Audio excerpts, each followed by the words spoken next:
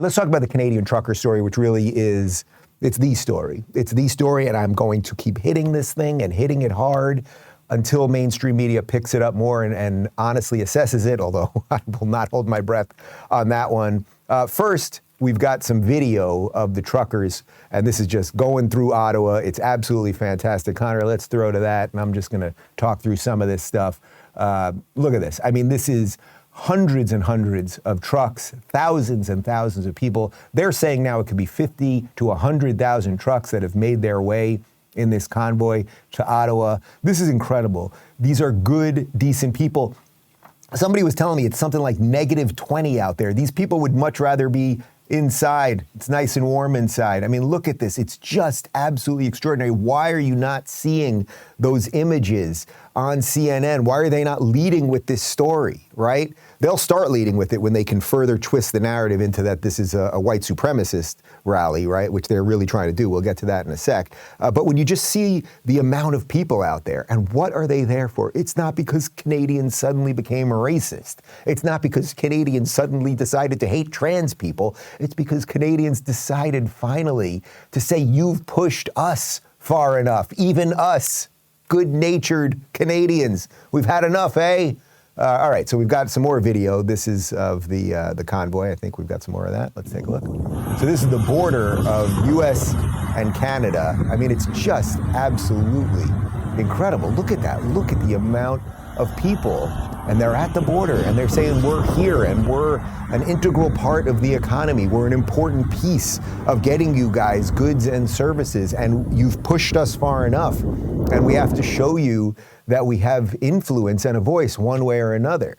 But if you want to see how mainstream media is covering this, here's your warning. Everyone loves the disclaimers and warnings. I'm going to have to show you these clowns over at MSNBC. This is Joe and Mika, and God, if you've ever seen more smug people, I'd like to know who they are. I'm just curious, again, where were these protests when people were required to get 5 vaccines to start school? Where were these protests when people were required to give their children 5 vaccines? They were in the doctor's office getting vaccines. They were in the doctor's office getting vaccines, and they were making fun of left-wingers on the West Coast for being loopy anti-vaxxers. Okay. Now they have met the enemy, and the enemy, their enemy, is themselves, because they've become what they hated. They've become what they mocked. And now they're taking food from soup kitchens because they're so put upon for being asked to do what they've been asked to do, required to do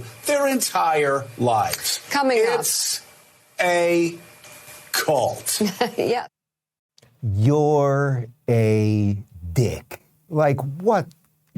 I almost said it. I almost said the F word, trying to control the F-bombs. Joe is obviously a multimillionaire. That's his wife, Mika. She's obviously a multimillionaire. They are mocking, and she sits there like this.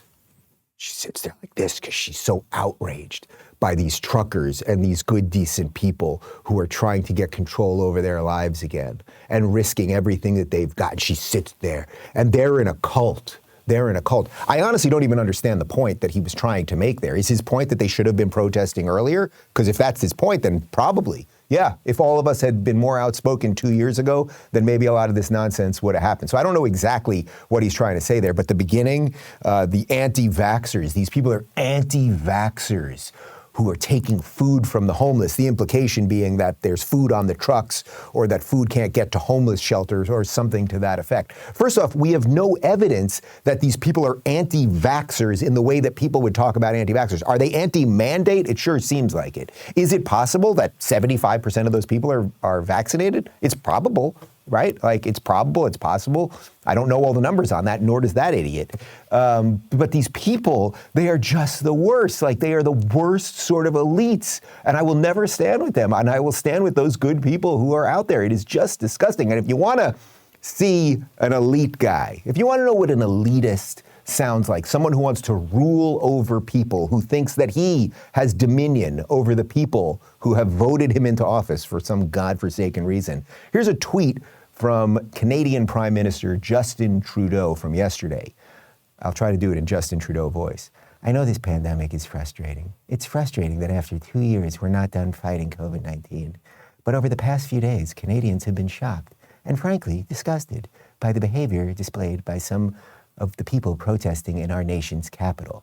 Okay, so what Trudeau is trying to do there is frame this as, these are terrorists, they're white supremacists, the behavior of some of these people. Now, it's interesting. I've been watching an awful lot of videos of these people, and they're in trucks, and they're waving flags, and there are words, scary words, like liberty and freedom on the flags, and there's kids clapping for them and all that stuff. And I thought, my God, we've got a staff of people here.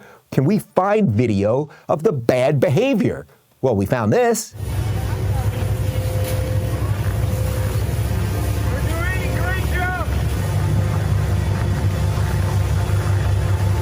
My God, cleaning up trash at the end of a protest. Is there anything more disgusting, more deplorable? Oh, sorry, man, sorry. I just wanna...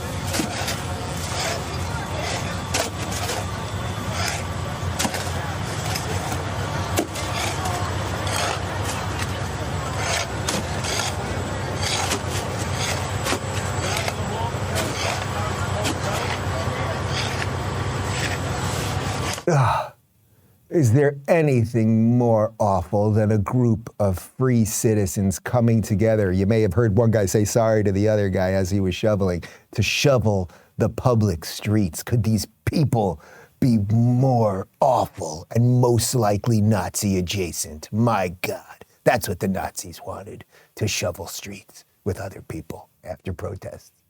There are other people in Canada who are putting the pieces together. So right before we started the show, I just saw this video. We had to throw it in. This is a woman by the name of Candice Bergen. She is a conservative member of the House of Commons, and man, she tore Trudeau a new one. Mr. Speaker, and I apologize that minister is misleading Canadians. I do get very defensive of Canadians who are outside today, patriotic, peace-loving Canadians who are called misogynist and racist by the Prime Minister. So again, I will ask the Prime Minister, who, may I remind this House, wore blackface on more times than he can remember, apologize to the peace-loving, patriotic Canadians who are outside right now just asking to be heard. Will he speak to them? Here we've got video of Scott Moe. He is the Premier of Saskatchewan. That's in Western Canada. I love that name, Saskatchewan.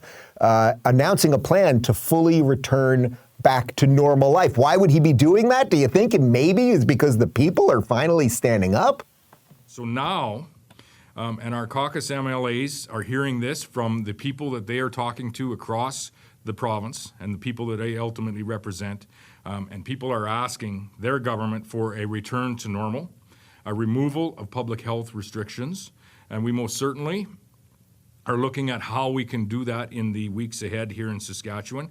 And now I think it is, in fairness, it is time for us as a government to do what Saskatchewan people are asking for. What does that tell you? What does that tell you? It tells you that we have the power in the first place. And the lesson of this thing is that we've all got to stick a pin in it. We've got to say no more. We have to remember this moment, so that when they come again, and they'll come for climate lockdowns, and they'll come for all kinds of shit that we can't even imagine. This was the test run for much worse stuff. I think that's pretty obvious.